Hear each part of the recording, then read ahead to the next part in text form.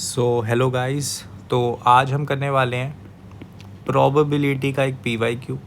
ठीक है, ये जेई एडवांस्ड 2018 में आया था। ठीक है, तो ये क्वेश्चन जेई एडवांस 2018 में आया था और पेपर 1 में सवाल आया था और बढ़िया सवाल है। ठीक है, आप इसको एक ऐसा मान लो कि एक वार्म अप सवाल है। ठीक है, तो वार्म अप सॉल्विंग करो आप इसकी। और इस वीडियो के बाद एक और प्रोबेबिलिटी का क्वेश्चन मेरे पास है जो कि बहुत ही बढ़िया है, तो इसको एक वार्म अप मानो। ये वाला जो क्वेश्चन है ना, इसको वार्म अप मानो। ऑब्वियसली ये जेईई एडवांस का PYQ है।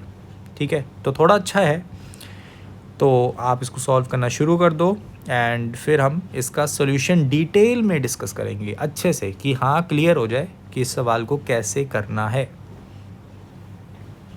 ओके, सो आपने अच्छे से अटैम्प्ट कर लिया होगा। इसको सॉल्व करना शुरू करते हैं। देखो यहाँ पर सवाल क्या कह रहा है। 5 students S1, S2, S3, S4, S5 in a musical class, ठीक है, music class, and for them there are 5 seats R1, R2, R3, R4, R5 arranged in a row where initially the seat RI is allotted to the student SI, but on the examination day the 5 students are randomly allotted 5 seats। तो सबसे पहला सवाल यहाँ पर हमारे पास है कि भाई the probability that on the examination day the student S1 gets the previously allotted seat R1 and none of the remaining students get the seat previously allotted to him her। तो यहाँ पर जो पहला सवाल है, तो देखते ही काफ़ी बच्चों ने पकड़ लिया होगा इसमें क्या चीज़ लगनी है। थोड़ा सा मैं एक्सप्लेन कर देता हूँ। देखो यहाँ पर ये आपके पास सीट्स हैं।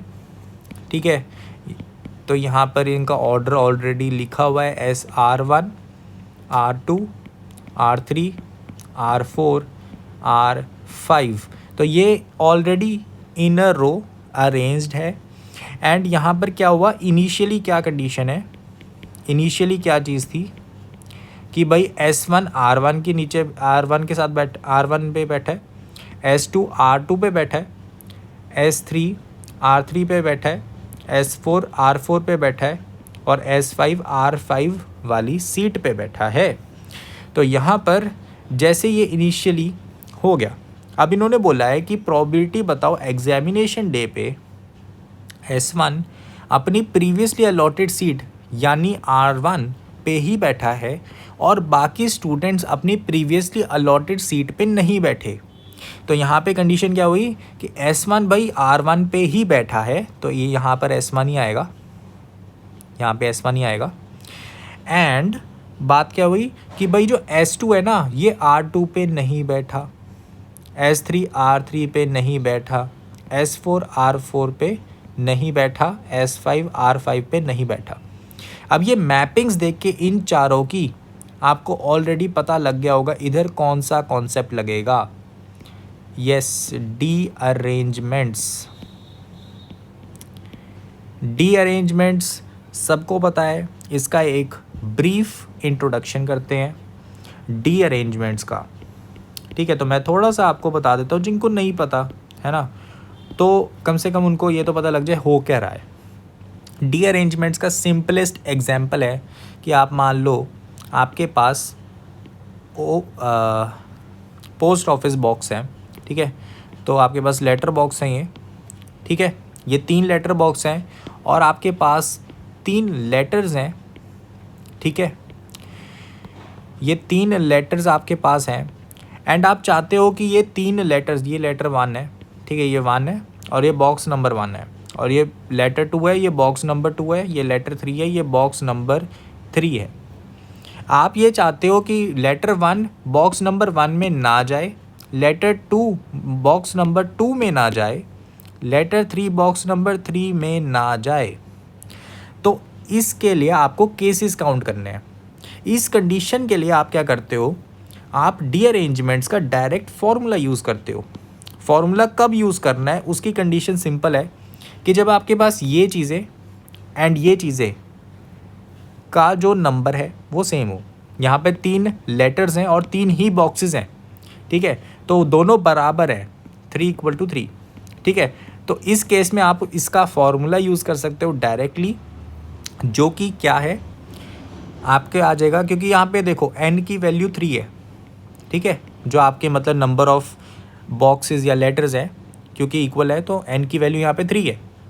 तो आपका जो फॉर्मूला है वो ये है, n factorial 1/2 factorial minus 1/3 factorial plus 1/4 factorial minus dot dot dot dot dot plus -1 की पावर n 1/n फैक्टोरियल।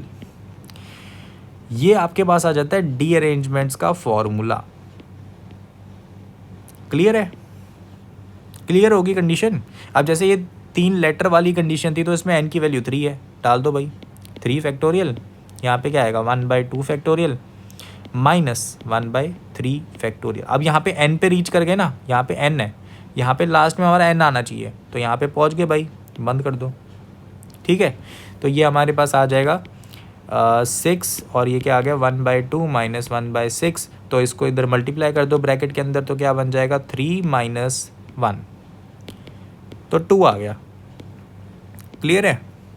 तो ऐसे डी अरेंजमेंट्स का फॉर्मूला लगाते हैं।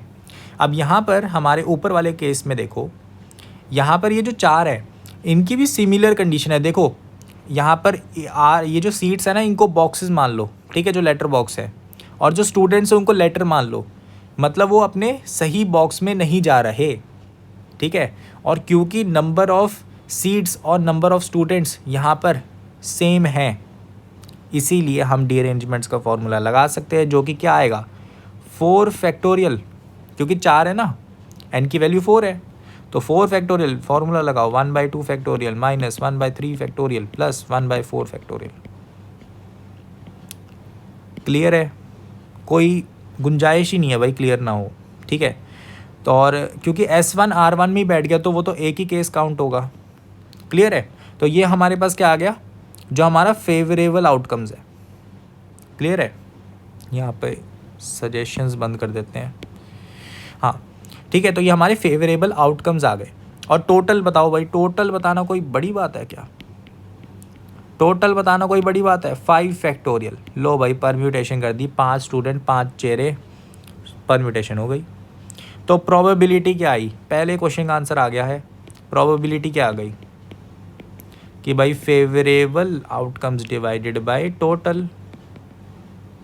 लो भाई आंसर क्या आ गया, इसको काउंट कर लो। फेवरेबल क्या बनेगा, यहाँ पे 24 है, 4 फैक्टोरियल 24, यहाँ पे 2 है, तो ये आएगा 12 माइनस यहाँ पे 6 है, 24 माइनस नहीं -4 + 1 डिवाइडेड बाय टोटल। टोटल क्या है भाई यहाँ पे 120, 5 फैक्टोरियल 120 होता है, तो ये आ गया 9 डिवाइडेड बाय 120, जिसका आंसर क्या आ गया 3/40। आई होप सो कि जो पहला क्वेश्चन है ऑब्वियसली बहुत इजी था। जिनको डी अरेंजमेंट्स पता है, उसका फॉर्मूला पता है, वो तो बहुत ही आसानी से सीधा देखते ही कर देंगे, पर मैंने थोड़ा ब्रीफ इंट्रोडक्शन दे दिया ताकि यार चलो कर लो, है ना। तो हमने पहला क्वेश्चन तो कर लिया और वो मेरे को खुद पर्सनली बहुत आसान लगा, क्योंकि फॉर्मूला जिसको पता है वो बहुत ही जल्दी कर लेगा। अच्छा, दूसरा सवाल बहुत ही अच्छा है। जिन्होंने सवाल को अटेम्प्ट, पहले वाले को सबने करा होगा अटेम्प्ट, दूसरे वालों ने काफ़ियों ने छोड़ा होगा दूसरा पार्ट ना। एक बार अटेम्प्ट कर लो जिन्होंने छोड़ दिया, ठीक है, क्योंकि यार ट्राई करोगे तभी होंगे सवाल, ठीक है। डरो मत, केसेस जितने मर्जी हो तुम्हें गिनने आने चाहिए, ठीक है, तभी तो एग्जामिनेशन हॉल में करोगे। कुछ टेक्निक्स तो ढूंढो, कुछ तरीके तो ढूंढो, डरो मत बस चीज़ों से। तो यहाँ पर क्वेश्चन पढ़ लेते हैं और फिर थोड़ा नीचे सॉल्विंग करेंगे। यहाँ पर देखो अब सवाल क्या कह रहा है। यहाँ पे कह रहा है i = 1 2 3 4 के लिए ti denote the event that the student si and si+1 do not sit adjacent to each other on the day of the examination. Then the probability of the event t1 intersection t2 intersection t3 intersection t4. आ जाए नीचे। चलो, यहाँ पर हमें सवाल कह रहा है कि भाई टी आई का है, टी आई है क्या कि S I and S I plus one adjacent नहीं बैठ रहे, ठीक है। और हमें प्रोबेबिलिटी निकालनी है T one intersection T two की, इंटरसेक्शन टी थ्री की, इंटरसेक्शन टी फोर की। तो इसका मतलब क्या है, इसका मतलब हम समझेंगे एक एक करके कि भाई टी वन का क्या मतलब है कि भाई S one and S two साथ नहीं बैठने चाहिए। टी टू का क्या मतलब है कि भाई S two and S three साथ में नहीं बैठने चाहिए। अच्छा, टी थ्री का क्या मतलब है कि S three and S four साथ में नहीं बैठने चाहिए। और जो अपना टी फोर है वो क्या है कि S four and S five साथ में नहीं बैठने चाहिए, ठीक है।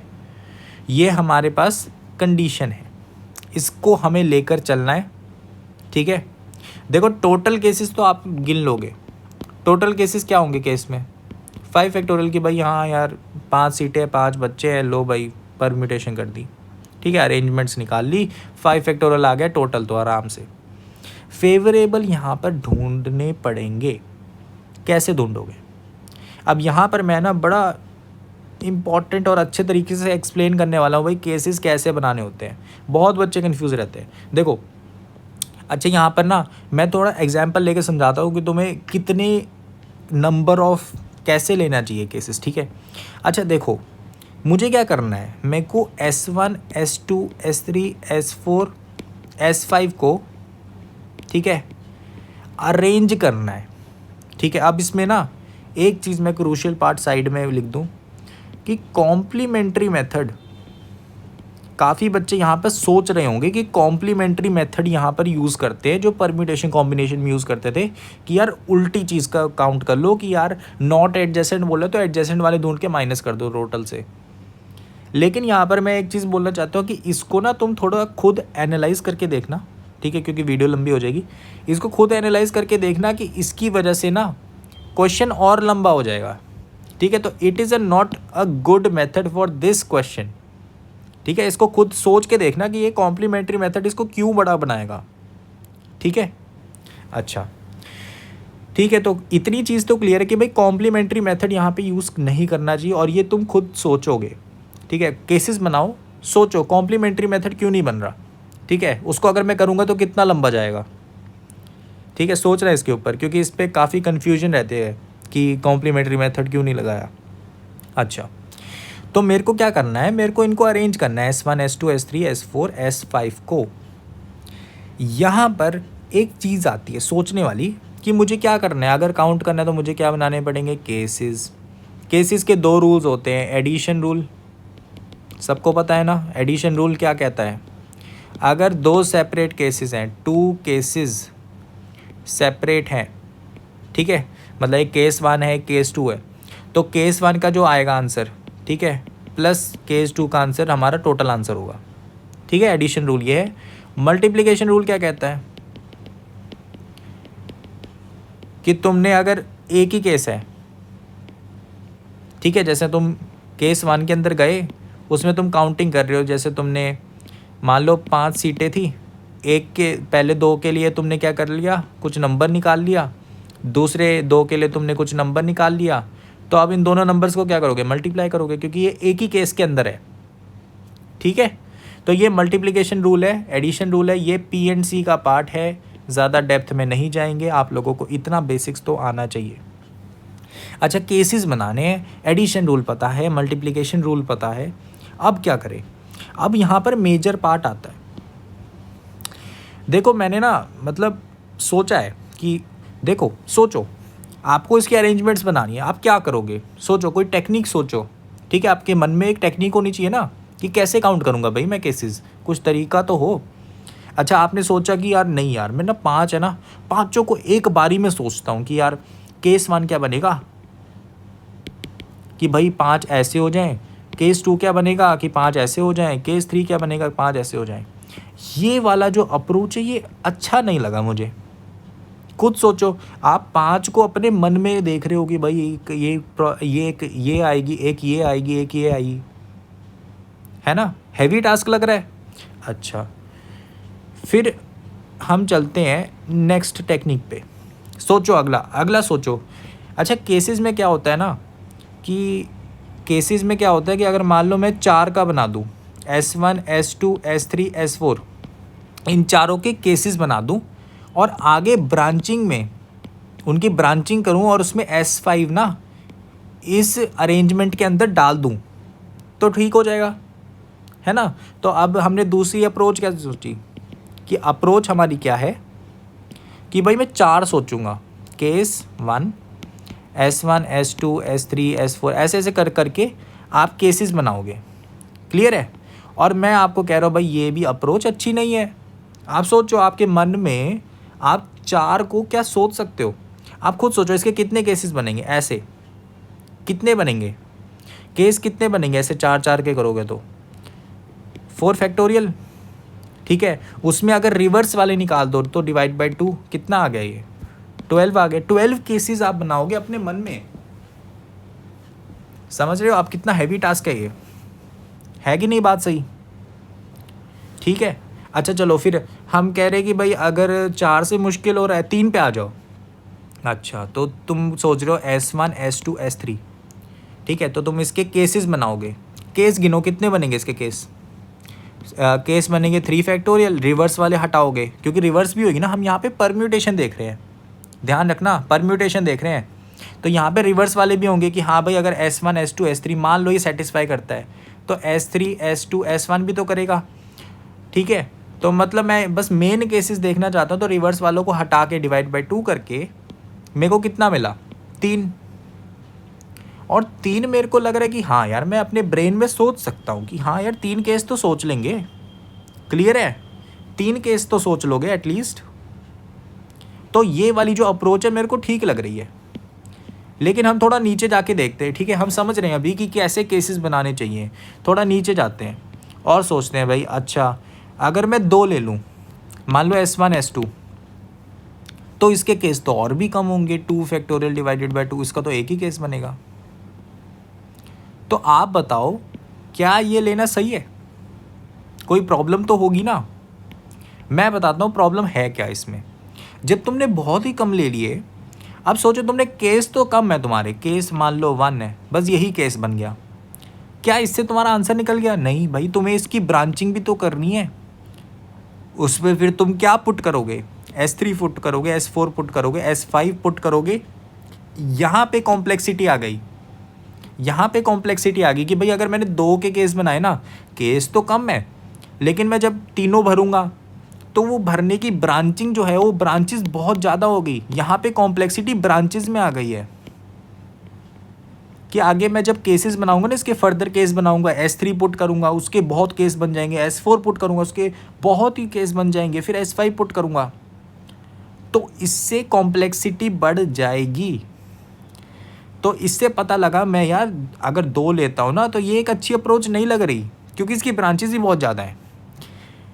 ठीक है, तो यहाँ पर हमने क्या किया, हमने 5 से सोचा, फिर हमने सोचा कि यार कुछ और टेक्निक भी होती होगी, फिर हमने 4 पे आ गए, फिर देखा यार 4 है लेकिन इसको मैं अपने ब्रेन पे सोच नहीं पाऊँगा इतने अच्छे से क्योंकि इसकी केसेस 12 हैं यार, है ना, कुछ गलती होने के चांसेस हैं। तो ऐसा करते हैं 3 पे आ जाते हैं, और 3 में देखा तुमने 3 केस हैं और मेरे को सिर्फ S4 और S5 ये फिल करना है। ठीक है, तो हो सकता है इसकी ब्रांचेस ज़्यादा ना बने, ठीक है, काउंटेबल हो। अच्छा, और तुमने जब 2 करके देखा तुम्हें दिख ही रहा है भाई ब्रांचेस कितनी ज़्यादा होंगी, तो ब्रांचेस की ज़्यादा होने की वजह से हम दूसरे वाले को रिजेक्ट कर देते हैं।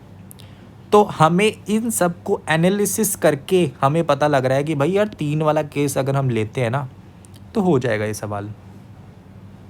ठीक है, जो बच्चे केसेस नहीं सोच पाते उनके लिए बहुत डिटेल में मैंने समझाया कि कैसे हमने चूज़ किया कि 3 से ब्रांचेस भी एक अच्छे अच्छे लेवल की बनेगी कि हाँ ये कुछ कुछ ब्रांचेस हैं और केसेस भी कुछ कुछ बनेंगे। क्लियर है। अच्छा, तो हमने क्या अब स्ट्रैटेजी अपनाई, हमारी स्ट्रैटेजी बहुत ही यूनिक है कि हमने बोला कि भाई S1 and S2 and S3 वाला जो केस है इसको देख लो कि भाई S1 S2 के एडजेसेंट नहीं होना चाहिए, S2 S3 के एडजेसेंट नहीं होना चाहिए। ये 2 केसेस को देख लो, केसेस बना लो इसके जो 3 बनेंगे। ठीक है, और फिर S4 और S5 फिल करने हैं, ठीक है। तो S4 एंड S5 हमें फिल करने हैं फिर, ठीक है। तो यहाँ पे केस बनाते हैं, केस वन क्या होगा कि S1 है, S2 है, S3 है। अब यहाँ पे हम कौन सा मेथड यूज़ करेंगे, P&C का गैप मेथड। ये मेरे हिसाब से मैथ्स की NCERT में भी है, ठीक है। क्या करते हैं हम, बीच में यार बॉक्सेस रख देते हैं कि भाई यार मेरे को एडजेसेंट नहीं चाहिए ना, तो S1 S2 के एडजेसेंट नहीं होना चाहिए, तो मैंने एक बॉक्स रख दिया। S2 और S3 एडजेसेंट नहीं होने चाहिए, मैंने एक बॉक्स रख दिया कि यहाँ पर कुछ ना कुछ भरना है। तो यहाँ पे मैं आपको क्लियरली बताऊँ, मैंने यहाँ पे स्क्वायर बॉक्स बनाया। इसका मैं यहाँ पे मतलब ये बताना चाहता हूँ कि भाई इस बॉक्स को भरना ज़रूरी है, नेसेसरी है, ठीक है। अच्छा केस 2 बताओ, केस 2 कैसे बनेगा, इसको ही जंबल करेंगे ना, S1 S2 पलट दो। अच्छा मैंने S2 यहाँ पे, S1 यहाँ पे, S3 यहाँ पे है, तो S2 और S1 तो एडजेसेंट नहीं होने चाहिए, मतलब यहाँ पे मैंडेटरी फिल करना पड़ेगा कुछ। लेकिन S1 S3 एडजेसेंट हो सकते हैं, तो यहाँ पे कुछ भी मैं भर भी सकता हूँ, नहीं भी भर सकता हूँ, कोई टेंशन वाली बात नहीं है। क्लियर है। अच्छा केस 3 बताओ, केस 3 क्या होगा कि भाई मैंने ये दोनों फ्लिप कर दिया, अब ये दोनों फ्लिप कर दो, तो S1 S3 S2, ठीक है ना। तो यहाँ से क्या आया कि ये मैंडेटरी है, ये वाला मैंडेटरी नहीं है। अच्छा ये 3 केस बन गए ना, यही हमारे बेस केस है। जो बाकी 3 होंगे, क्योंकि आपको पता है यार 3 हम ऐसे परम्यूट कर रहे हैं, तो 3 फैक्टोरियल मतलब 6 केसेस, तो हमने तो 3 ही बनाए हैं। बाकी 3 जो हैं ये इन तीनों के रिवर्स हैं। जैसे यहाँ पे देखो पहला वाला केस है S2 S1 S2 S3, तो जो लास्ट वाला केस होगा वो क्या होगा, S3 S2 S1, तो मतलब रिवर्स है। तो मैं सिंपल करूँगा कि यार जितने भी केसेस के आएंगे ना, मैं मल्टीप्लाई बाय 2 करता जाऊँगा, क्योंकि रिवर्स वाले का भी उतना ही आना है ना। अच्छा इतनी तो आपको थोड़ा बहुत पता होगा कि भाई रिवर्स है तो डबल कर दो भाई, है ना। चलो फिर हमें इनको 3 को सॉल्व करना है, हमारा आंसर निकल जाएगा। अब देखो भाई लॉजिक लगाते हैं। सबसे पहले केस 3 करते हैं, ठीक है। केस 3 उठाओ भाई, केस 3 को हम करने जा रहे हैं। मुझे तो लग रहा है कि सेपरेट लिखने की ज़रूरत भी नहीं है, इसको बहुत आसानी से यहीं पे हो जाएगा। मैंने क्या बोला, S4 S5 को फिल कर दो। लो भाई मैंडेटरी वाले का देखो सबसे पहले कि देखो S4 की कंडीशंस देखो आप पहले। S4 है ना, वो बेचारा S3 के बगल में नहीं जा सकता, मतलब वो यहाँ पे नहीं जा सकता, वो बेचारा यहाँ पे नहीं जा सकता। क्लियर है। और मुझे ये मैंडेटरी फिल करना है, तो मैं क्या करूँगा भाई, S5 यहाँ पे चल जा यार, है ना। S5 यहाँ पे चल जा, क्योंकि यहाँ पे S4 जा नहीं सकता और ये मैंडेटरी भरना है। S5 यहाँ पे चले गया, ठीक है, उसका 1 आ गया कि भाई एक ही चॉइस है। S4 कह रहा है यहाँ पे तो भर गया, अब बाकी मैं कहाँ पे जा सकता हूँ, मैं यहाँ पे जा नहीं सकता, ठीक है, यहाँ पे जा नहीं सकता, ये भर चुका है। तो क्या रह क्या गया उसके पास कि भाई मैं यहाँ पे जा सकता हूँ, और एक मैं कहाँ जा सकता हूँ, एक मैं यहाँ पे जा सकता हूँ। क्लियर है। तो S4 के पास 2 चॉइसेस है, S5 के पास 1 चॉइस है।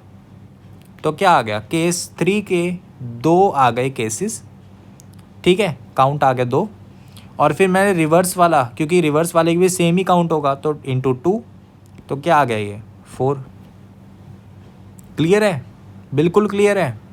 अच्छा देखो केस 2 देखो, केस 2 को भी देखते रहते हैं ना, केस 2 को भी देख लेते हैं। केस 2 में क्या कह रहे हैं, केस 2 में कह रहे हैं भाई S4 S5 मैंने फिल करना है, S4 S5। क्लियर है। तो मैं कह रहा हूँ इसको नीचे लिख लेता हूँ ना, जगह कम है यहाँ पे। S2 बॉक्स, S1 S3, मैंने बोला S4 S5 फिल करने हैं, S5 फिल करने हैं, ये एक मैंडेटरी है, ठीक है। S4 की कंडीशंस देख लो यार, वो बेचारा ना यहाँ पे नहीं जा सकता, यहाँ पे भी नहीं जा सकता वो बेचारा, ठीक है। क्लियर है। मतलब S4 यहाँ पे जा सकता है, यहाँ पे भी जा सकता है। S5 है, उस पर कोई रिस्ट्रिक्शन नहीं है, वो कहीं भी जा सकता है। ठीक है, S5 पे काफ़ी केसेस बनेंगे। अगर मैं S5 के हिसाब से देखूं तो मैं कहूँगा कि यार S4 की दो ही चॉइसेस हैं, या तो यहाँ जाएगा या फिर यहाँ जाएगा। इसके अक्रॉस केसेस बना लेते हैं। तो मैं बोलूँगा पहला केस कि वो यहाँ पे चले गया, क्या बना S4 S2 S1, यहाँ पे एक बॉक्स भी है, और क्या आ गया S3। दूसरा केस क्या बनेगा कि भाई S4 यहाँ पे चले गया। लो बनाओ भाई, दूसरा केस क्या बना कि भाई S2 S4 S1 S3। अब मेरे पास इन दोनों केसेस में ये मेरा केस 1 बना लो, ठीक है, और ये केस 2, ठीक है, ये ब्रांचेस बन गई ना। तो अब मेरे को S5 फिल करना है। पहले वाले केस में तो सिंपल है भाई, मैंडेटरी वाला बॉक्स दिख रहा है, कोई कंडीशन कोई कंस्ट्रेंट दिख नहीं रहा, बस ये मैंडेटरी वाला भरना है। S5 यहाँ चले गया, एक ही चॉइस है, एक ही केस है। दूसरे वाले में S5 मैंने फिल करना है, लेकिन वो बेचारा यहाँ पे S4 की बगल में नहीं जा सकता, वो तो हमारी कंडीशन है। तो ये दो चीज़ें हट गई। वो बेचारा जा सकता है यहाँ पर, वो जा सकता है यहाँ पर, वो जा सकता है यहाँ पर। तो उसके पास 3 चॉइसेस हैं। अब आपको एडिशन रूल यूज़ करना है, क्योंकि ये 2 सेपरेट केसेस हैं, तो यहाँ पे ऐड हो जाएंगे ये दोनों। तो आंसर क्या आ गया 4, कि केस 2 जो था हमारा ओरिजिनल ये वाला, इसके 4 केसेस या 4 नंबर आएंगे। ठीक है, 4 बनेंगे ना केसेस इसके, कैसे अरेंजमेंट्स हो सकती है। और फिर हम ये रिवर्स वाला लॉजिक तो लगाएंगे कि हाँ इसका रिवर्स वाले के भी इतने ही केसेस बनेंगे। तो हमारा आंसर आ गया 8। क्लियर है ना। डिटेल्ड में कर रहा हूँ, बिल्कुल आराम से लॉजिक समझो। अच्छा, पहले वाला केस क्या है हमारा? पहले वाला केस है S1 box, S2 box, S3। मुझे फिल क्या करना है? S4 फिल करना है, S5 फिल करना है। मैं बोल रहा हूँ भाई 2 मैंडेटरी हैं और तुम 2 ही हो, तो यार मैंडेटरी में ही घुसाना पड़ेगा, तुम्हें मैंडेटरी ही जाना पड़ेगा। लेकिन S4 कह रहा है कि S3 की बगल में मैं नहीं जा सकता, तो मैं बोलूँगा भाई इधर चल जा। फिर S5 यहाँ पे चल जाएगा। तो इसका ओवरऑल एक ही केस बनेगा, है ना, कि S4 यहाँ पे चले गया, S5 यहाँ पे चले गया, बस। सॉरी, S4 यहाँ पे चले गया, S5 यहाँ पे चले गया, एक ही केस बनेगा बस। यहाँ पर इसका क्या आ गया? एक ही केस बन रहा है, और इसका जो रिवर्स होगा ट्वाइस कर दिया। आंसर क्या आ गया? 2। तीनों चीज़ों को ऐड कर दो, क्योंकि ये सेपरेट केसेस है, case 1 case 2 case 3। Addition rule के हिसाब से इन सबको प्लस करो, वो तुम्हारा आंसर है। तो यहाँ पे फेवरेबल केसेस क्या आ गए? 8 + 4 + 2 कितना आ गया? 14 आ गया। तो हमारा जो प्रोबेबिलिटी है वो क्या आ गया? 14 डिवाइडेड बाय 120 कितना बन गया? 7/60। तो हमारा आंसर आ गया है। मज़ेदार लगा मुझे दूसरा सवाल ना, कि मतलब इसमें लॉजिक्स लगाने थे और ये सवाल हो जाएगा। ठीक है, तो पहला वाला तो प्योरली परम्यूटेशन कॉम्बिनेशन का था कि डी अरेंजमेंट्स यूज़ करो आंसर। लेकिन दूसरे वाले में केसेस बनाना बहुत ज़रूरी था, और स्पेशली कि कैसे बनाए केसेस ईज़िली, वो मैंने आपको समझा दिया है। 5 लेके देखा, सोचा कि 5 सोच सकता हूँ क्या, 4 सोच सकता हूँ, 3 सोच सकता हूँ क्या, ऐसे हिसाब से।